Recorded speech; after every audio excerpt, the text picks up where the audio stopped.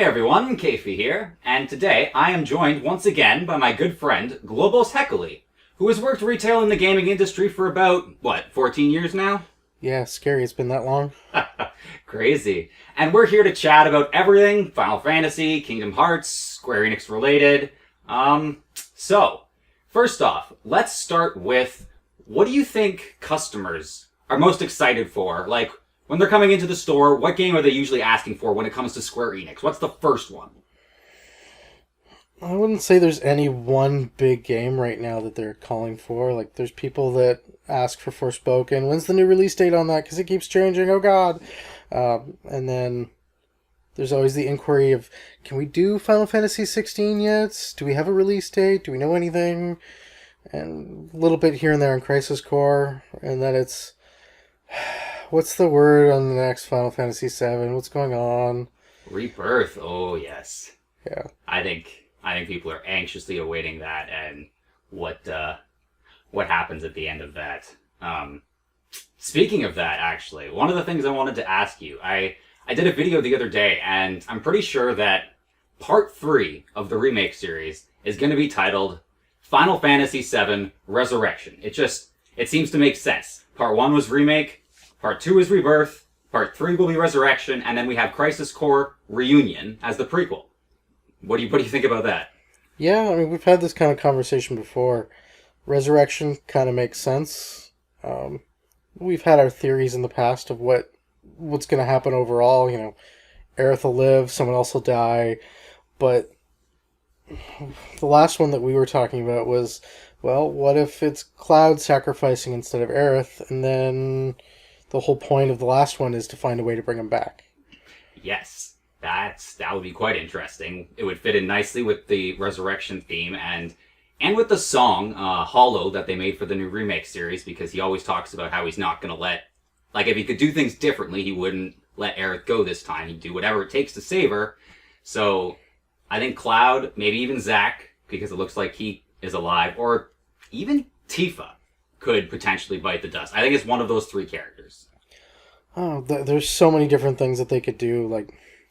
We know there's at least two universes from what we've seen. Like, what if we have this universe that's just a little bit different where things have varied? And then there's the original timeline.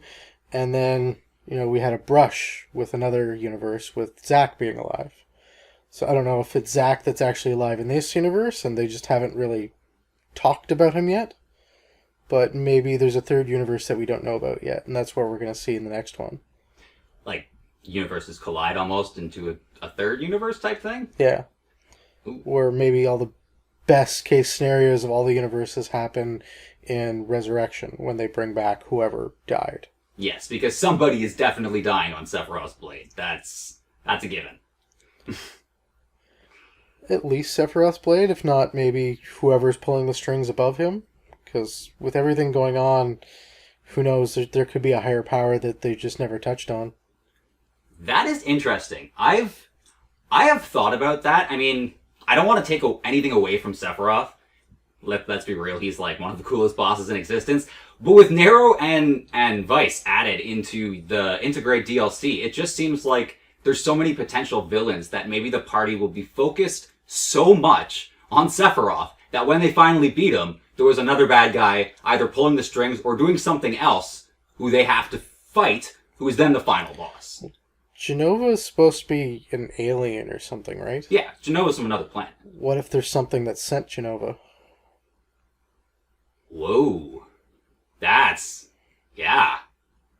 And that was just the beginning, but, I mean, that just came to mind now. I like that idea. Ooh, that's unique. We've always just kind of seen Jenova as kind of a one-off. Oh, it's an alien. We used it to create these super soldiers and whatnot, and now it's... Well, maybe there is something bigger behind that. Yeah, and... Just a thought. Wow, and could have originally been the driving force behind, like, Sephiroth going mad and everything that took place, like you said, with all the experiments. And maybe it wasn't that they were summoning Meteor, maybe it was Genova's mom sending it or whatever. That's unique. Well, while we're on the, the remake, reunion topic, what do you think is going to happen at the end of Crisis Core? Because That game comes out very soon. I think it's December 13th. And people are extremely divided. They are either one side of the fence or the other. They're like, it is going to be a remaster for the story, one for one, or Zack survives just like he did in Remake. Yeah, I mean, they've said very much that it is a remaster, not a remake like the other 7. I can see them finishing it the same way, and then if you finish the game slightly differently, then here's the alternate ending that, leads into what we've kind of seen in the alternate, or sorry, I guess the regular ending in 7 Remake, where they have their kind of brush and shoulders. Yes. So, maybe? I fully expect I know that they said it's just supposed to be a remaster, but I fully expect there to be another ending. Like, we will see Zack die, don't get me wrong, but when the credits roll, there will be another ending, or like you said, maybe you need to get 100%. Maybe you get 100% and you see that special remake ending where Zack actually survives. Yeah. I could see them doing that. Either on hard mode or 100%, something like that. Yeah. Yeah, somehow have at least a second kind of ending or an extended ending where Zack gets back up and starts kicking ass again, and then, yeah. Taking names. Okay. Well, why don't we switch on to Final Fantasy 16 for a second? Because we just found out the other day that is a PS5 exclusive for 6 months.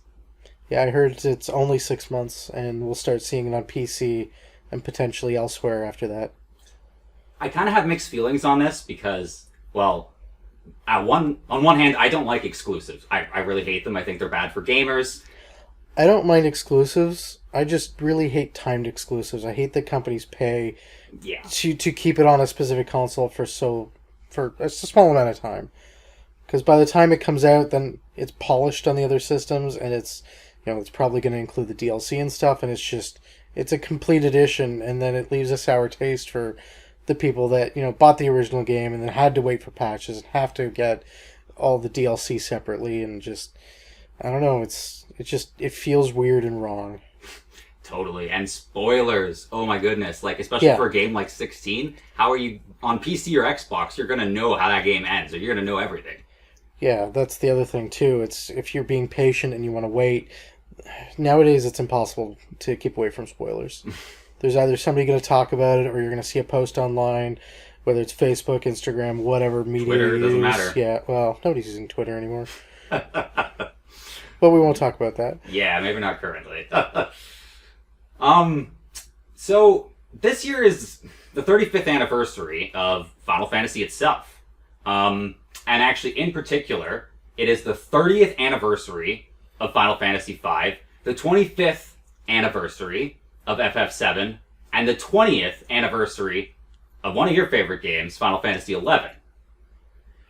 I'm kind of, I'm interested to see what they have planned, because we're almost at the end of it, and if you go on their website, they have Chocobo GP and Stranger of Paradise, and nothing else.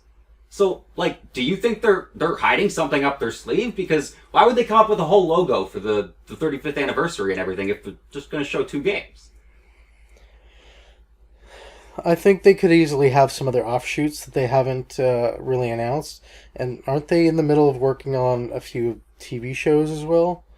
We know that they're supposed to be working on that Final Fantasy IX television show. Yeah, I haven't heard of any movement on that, though, so No. I'm not sure what's going on there. Same with a Kingdom Hearts one was even supposed to be in the works, and I haven't heard anything about that. Well, there was a pilot that was recently discovered from 19 years ago. Oh, that as well, yes. That was actually not bad. I enjoyed that. I haven't had a chance to watch that one yet, but yeah, I've heard that was a recent uncovery. Or discovery. Wow, words. But yeah, no, I don't know. I haven't really thought about what's coming next, but we're getting to the point where Crisis Core is about to come out, 16's out next summer, and then Remake Part 2 Christmas season next year, so what's after that other than, Remake Part 3 in 2 years, 3 years? Yeah, and all fantastic Square Enix games. I guess I just want that, presentation where they're like, this is the 35th anniversary, and they're just like, here is a remake of 9, or a remake of 5, or 4, because 4 is one of the greatest Final Fantasy games, or even, I don't care. Just throw something at us that we're not expecting, even if it doesn't get released right away. I don't see a full-on remake of another one until 7's done. Yeah, that's fair. Seeing how it completely pans out before they move on to the next, but yeah, 4, 6, I would love to see one of those two redone. Oh, just the memories, oh my goodness. And I with all the characters in FF6 and even FF4, that would be, and all the rotating party members actually in both games, that would be very intriguing if they managed to pull that off. But like you said, that would be probably after the 7 Resurrection, like after Rebirth and then Part 3. That's what I would assume. Anyways. Every few years, too, I hear rumblings of Chrono Trigger again. Just something in the works. Just rumblings, though. Yeah, I don't know about that, because people were like, oh, we're getting a Parasite Eve remake when they found out this thing was trademarked, and then all of a sudden they're like, oh, wait, it's an NFT. Like, people are getting their hopes up, and then it's just like, no. So, I don't know. I would love Chrono Trigger, don't get me wrong. I would love to see a remake of Chrono Trigger. That would be fantastic. Oh, yes. There's some great classics in the Golden Age era that they can go back to and just... I'm sure there's a lot of story that they didn't end up using in Chrono Trigger. What they used was great. But still, like, I'm sure if they combined Chrono Trigger with some of the elements from Chrono Cross and just kind of merged the two games, that would be even more excellent. I have no idea how they'd pull that off, though. All right. Okay, I got about 2 questions for you left. One of them is, a lot of people are speculating that with all these new titles, they're saying Square Enix is entering another golden age. I want to know what your thoughts are on that. They've had a lot of really good releases over the last even just 2-3 years, and they have a lot more coming. Like, with their 2D HD style games that they've been putting out, they've done a great job. You know, Octopath Traveler, what was the last one that came out? Live Alive was really well done. I still haven't jumped a huge amount into that, but the little bit I played was fantastic. And Octopath Traveler 2 is coming out early next year. Yeah. Tactics Ogre, I think, is supposed to use some of the same styles too. I have to double check that, though. It's been a while since I've looked at those trailers. But yeah, with their 2D HD stuff, like, there's a lot of good classic style games that are updated enough that they are fresh and they don't hurt your eyes. Yeah, totally. And at the same time, I feel like we're getting a lot of games that we want, in terms of, like, well, all the Final Fantasies, like Rebirth, 16, Crisis Core, Kingdom Hearts 4, when that eventually does grace our presence. Yeah, I don't see that one being for a while still, though. Yeah, I did a poll on that one a while ago, and there was, I think, literally one person out of like 162 votes said it would come out in 2022. Most people seem to think it was 2023 or 2024, but I am honestly thinking it makes the most sense for Kingdom Hearts 4 to come out in 2024, especially since Final Fantasy 16 comes out in the summer of this coming year. Yeah, I could totally see it being the year after. Don't put out too many AAA titles at once. Yeah, it doesn't make any sense. Everybody only has so much disposable income. They can't hurt our wallets that much in consecutive months, and we need to digest and experience the games to the fullest. Yeah, I mean, they still have a lot of small ones that have come out or coming out, like Star Ocean came out a couple weeks ago. Oh, yes. And Forspoken's out in January or February, so like there's a lot of January, a lot of good stuff coming. Totally. I'm even excited for like the Theater Rhythm game Final Bar Line that's on like the 16th. I completely forgot about that one too.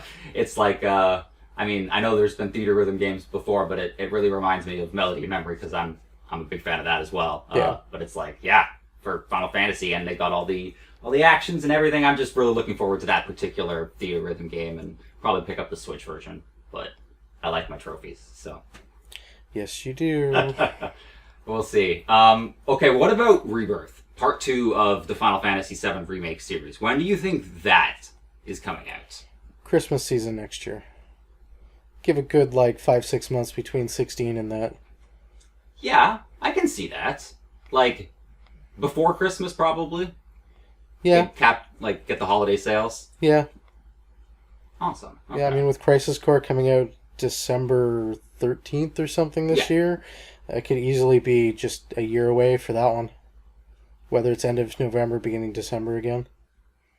I can see that.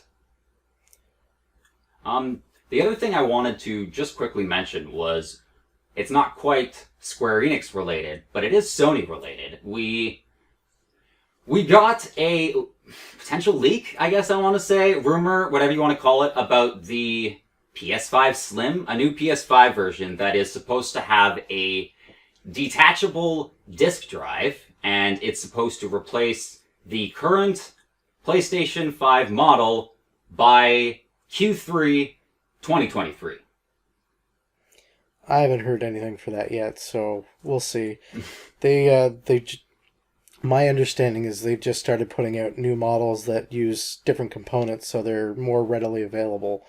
And just from what we've been selling, there's new models that have come in. They don't look any different, but the serial numbers have changed, just like they did with the PS4 Pro back when they changed the power supplies in them.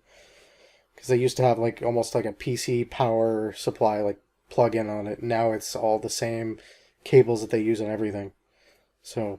Yeah, and I imagine nothing has shown up in your system, right? No, there's been nothing. No. I would assume, it would make sense that they did something like that, because then, it's one model, and then, hey, buy the disk drive as the extra. You just add on to it. Yeah, so then they don't have to split up their systems between digital and disc. Exactly. You can go and make purchase a lot more one. sense. Yeah, if you made a mistake and you're like, I bought the digital and then you wanted the disc, you can just spend the extra money and attach the disc drive, and away you go. So, I mean, it would make sense, but... My only complaint on that is Sony can be like, oh, we're going to discontinue the disc drive, and now you have to go all digital. Oh, sorry. For all those people that want to just do discs. I don't see them doing that after that whole big Xbox thing that happened at that one E3 quite a few years back, where Xbox was going purely digital, and Sony did the whole, we're doing everything the opposite, mic drop, and... This is how you share your disc. Hands it to them. Yeah, exactly. Those videos are still viral. Yeah, but it's not even something that they have to be like, oh, we're discontinuing it. It's just oh, we're sending out 100 of these to stores, and now it's 50, and now it's 10, and now none. Oh dear, sorry. And they don't have to say anything. It just slowly stops. I mean, I do buy some digital games if I can't get to the store fast enough, or because there's a lot of retail stores that are far off from where I live, but usually I prefer owning a disc. I prefer disc too. Unless there's a really good sale online, that's the only way I usually do digital. Yeah. Or if it's a game I know I'm never going to get rid of. Or PlayStation Plus. Yeah. Yeah. All right. Well, is there anything else you've noticed about Square Enix, or anything coming up with Square Enix in your work or in your retail, or any customer questions or anything like that? Not really. Just release dates. Give me release dates. That's really all it is. Yeah. I imagine that probably gets a little frustrating, actually, because you don't really know anything until they announce it. There's a trailer and it goes in your system. Usually I hear the same thing as when customers do. They don't usually give us much of a heads up. Yeah. That's fair. The joys of retail. I can imagine. Hey, 14 years. Well... Long time. Long time indeed. Well, thank you so much for listening, everybody. If you have any thoughts or theories about anything we talked about today, just drop them in the comment section below. Maybe leave a like or subscribe and help out the old YouTube algorithm. I've been joined today by Global Sekali. Hi. And my name's Keifi. I hope you have a great day. May your heart be your guiding key, my friends. And remember, happy gaming.